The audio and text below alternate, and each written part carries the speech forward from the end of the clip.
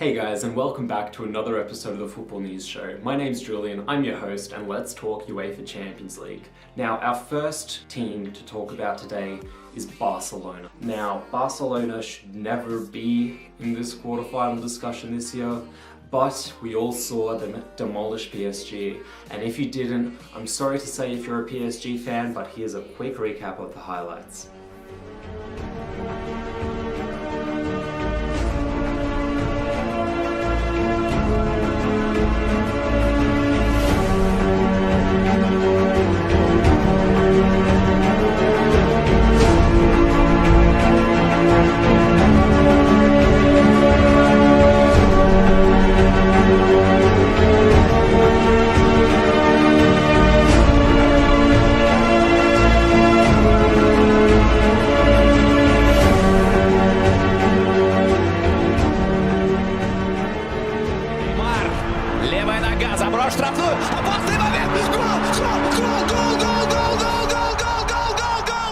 Now, in each episode of the Champions League review, we're going through 5 or 6 key factors that have led them to where they are and what we can expect from them going forwards. We're covering their route from the group stage to the quarterfinals.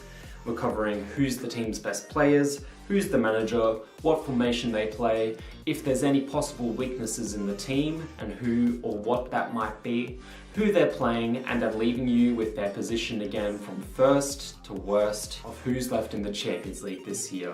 Now, Barcelona started with what was a pretty easy group. They had Barcelona, Manchester City, Borussia Mönchengladbach, and Celtic. Of all those teams, Manchester City were the only real tough opposition, and the group went as you'd expected. Barcelona topping the group, Manchester City coming in second. Following that, Barcelona got pitted against PSG in the round of 16. As we all know, Barcelona went to Paris and got destroyed 4-0. Then the teams came back to Barcelona, defeating PSG 6-1 and advancing to the quarterfinals. Now, the team they're playing in the quarterfinals is Juventus. This will be a really tough game for sure, but let's move on to who are the best players for Barcelona and what we can expect to see from them. Undeniably, Messi. Whether you love him, you hate him, we can all agree he's an amazing footballer. Whether you think he's as good as Cristiano Ronaldo or not, that's up to you. But Messi is one of the best players in the world, and he will be a nightmare for Juventus to deal with. Now, a lot's been said about Barcelona's front three in general. When you've got Neymar that destroyed Paris Saint-Germain, when you've got Luis Suarez who's been a freak up front for years now and just continues to score bucket loads of goals, when you've got players like Andres Iniesta who is just a mastermind at passing, Barcelona are insane going forward. They've been one of the best teams in the world for a while now. At the moment, their manager is Luis Enrique. However, Luis Enrique has said that he will be leaving the club at the end of the season. Now, before this announcement, that was the period of time when Barcelona lost 4-0 to Paris Saint-Germain. After that announcement, that was when they defeated PSG 6-1.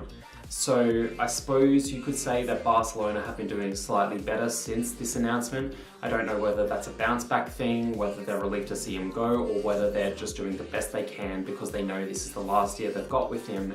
And at the end of the day, everyone just wants to do the best job they can at the moment. As for the formation they play, currently they've been playing a 3-4-3, which has had mixed results. It's something that Luis Enrique went to recently after having issues at the back. I don't think it's improved them too much. However, he's only been playing this new system for a little bit, and it does seem to be doing slightly better than what they were playing with beforehand. Now, Juventus are a great team and they're going to be a really hard team to play. What might hinder them, again, is this defense. Now, sure, they're so good going forward. Like I said, Messi, Luis Suarez, Neymar, you've got Iniesta, you've got a bunch of attacking talent in that team just everywhere. However, their squad depth hasn't been the best when they've been rotating occasionally so far this season. You know, they have dropped points, they haven't looked quite as convincing as they have been in all the other seasons, at least for the last 5 seasons or so. They showed their sparkling best against PSG in that 6-1 win. They also showed their worst in the 4-0 loss to PSG. I keep bringing it up because it's probably the toughest opposition they've had to come across in the Champions League so far, apart from Manchester City. I personally think it's really all up to Barcelona. If they turn up, they play the best they can. I think Juventus probably are slightly inferior in terms with attacking talent. However, Barcelona does have a leaky defence. Even when they were dominating PSG, they still gave away numerous chances. PSG never should have gone out of this competition. Barcelona are lucky to be here, and they'll have to be on top of their form if they're going to continue through to the latter stages of the competition. Finally, the Champions Table. What the Champions Table is just a list from 1 to 8 of my opinion of how all these teams stack up. As Barcelona are the first team on this Champions League review, they're currently in first position or last position, depending on whether you love them or hate them. That's been the Champions League review of Barcelona. Stay tuned for the other 7 teams. They'll be coming to you really soon. Cheers.